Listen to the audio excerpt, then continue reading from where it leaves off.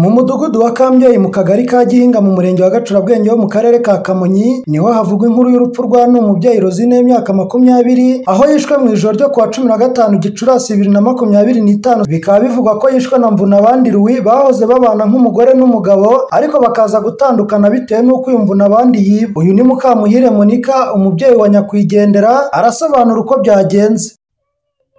Ubwo rero ubwo yamaze kuba yarari ku isantere yarari mu kabari ngo arimo aranywa inzoga n'abandi bantu, arataha atashye ubwo ari nko mu gihe cya 4:00.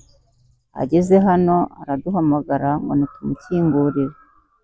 Mu gihe twakagombye kubyuka turi kubyuka ngo tujye kumukingurira, njye nagiye kumva numva umuntu aravugiye hanze ngo harya ngo wiyemeje ngo kunyanga uretse ngo ngutange. Muri ako kanya umwana baravuze ati Mvunabandi aranyishe. Nkubise urugi nsohotse nsanga umwana arimo aradudubiza, ahita yikubita hasi, undi nsanga yirutse yagiye. Musanze nyine arimo kududubiza hano ko yakimutereye hano ku idirishya, amaze kukimutera ariruka yiha ngo kumwiruka hamukurikiye. Yeze hariya hirya imbaraga ziracika aragaruka, twahuriye aha ngaha dore hano harunze ibitaka byinshi ariho yikubita hasi, ariho yarananiriwe.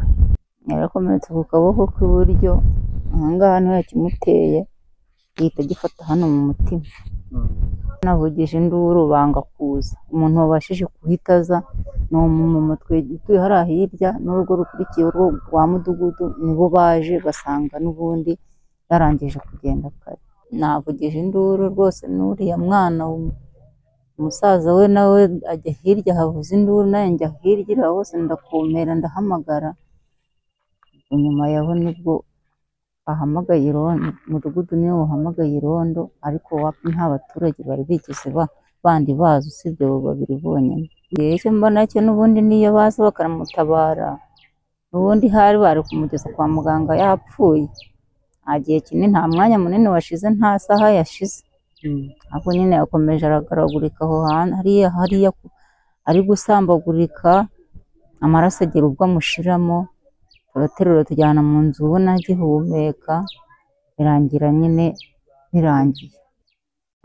Yari yaramushatse babana, bari bamaranye amezi 5 babana, baza kuza kunaniranwa bapfuye yuko uwo Mvunabandi ari umujura yiba. Umugore aravuga ati njye ntabwo nabana n'umujura, nagushatse ntabizi, yewe nisubiriye iwacu, ntabwo twigeze dutungwa no kwiba. Umugabo akajya avuga ati uranyanze, waje tukabana uranyanze, nta mahoro uzagira. Akajya ahora bimuhigira gutyo ngo nta mahoro azagira.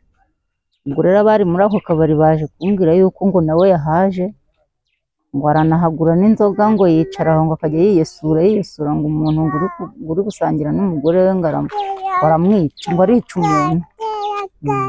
Abaturanyi ba nyakwigendera bavuga ko uyu Mvunabandi yajyaga abwira Rosine ko kuba yaramwanze akamuta agasubira iwabo ngo azamwica amubaze, ndetse ngo binashimangirwa n'uko mbere y'uko amutera icyuma akamwica yari yamusanze ku kabari aho yasangiraga inzoga n'abandi, ahavugira ko abagabo bamutwariye umugore ari bubice. Nyamara ngo byarangiye amufatiye ku muryango atashye, amutera icyuma aribyo byamuviriyemo urupfu. Uretse we wajyaga uza akamubwira nabi, uwo mugabo we yazaga akamubwira nabi rwose, mubona nk'undi muntu bari kwiganirira. Bwa mbere aramubwiye ati we nzakubaga, kugira ngo ni imikino yasinze, none nyine yaje kubikora. Umunyamabanga nshingwabikorwa w'umurenge wa Gacurabwenge avuga ko bakirimo gukorana n'izindi nzego n'abaturage kugira ngo wishyirwe mu majwi abashe gufatwa kuko yahise atoroka.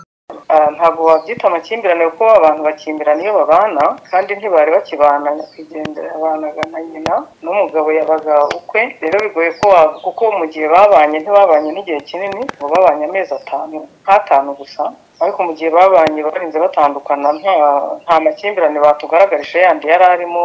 Umukobwa agaruka iwabo, ubu rero ntiwabihuza n'amakimbirane kandi bari batakibana. Uwo mugabo babanye ari nawe urimo gukekwa witwa Mvunabandi, baravuga ko babanye kenshi yahoraga afatwa mu bantu b'abajura bibye ibintu runaka. Umugore we akajya amubwira ko ajya kuhava, ngo niyo kintu yamubwiye, amubwiye yuko atarazi ko ari umujura. Rero aho ariko kuva yagaruka iwabo ahubwo icyo yajyaga akora ngo yajyaga ahamagara nko kuri telefone ya nyina akamubwira ariko akamumuka bakavugana, akamubwira ariko wanze ko twongera kubana, undi atereka reka ntabwo nazi, ariko ntabwo na nyina kandi bavugana bavugana yumva, ntabwo avuga ko yigeze amubwira ati nzakwica, ahubwo ko uwo mugoroba nyine w'ejo ubwo bari bari mu gasantere ntibari bari mu nzu imwe cyangwa se mu kabari kamwe, ariko Hozine we yari ari kumwe n'abandi harimo n'umugabo, uwo mugabo nawe ukekwa ari ukwe mu kandi kabari, ubwo rero aho yari ari amubo yaganirije ngo ababwiye ngo kandi umuntu wantwariye umugore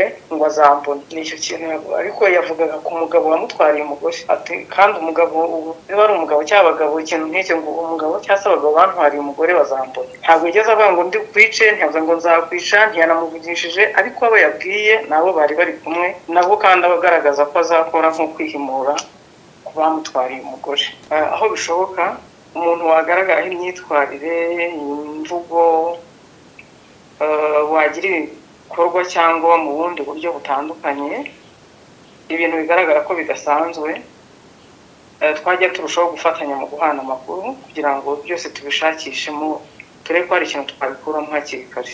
Ni umubyeyi Rosine yabanye na Mvunabandi mu gihe kingana n'amezi 5 nyuma baza gutandukanwa n'ubujura, kuko Rosine yari yarananiwe kwihanganira ubujura bw'umugabo we, niko kuzingutwa yisubirira iwabo, akaba asize umwana uri mu kigero cy'imyaka 2 yabyaye nyuma yo gutandukana n'uwishyirwa mu majwi kumwambura ubuzima.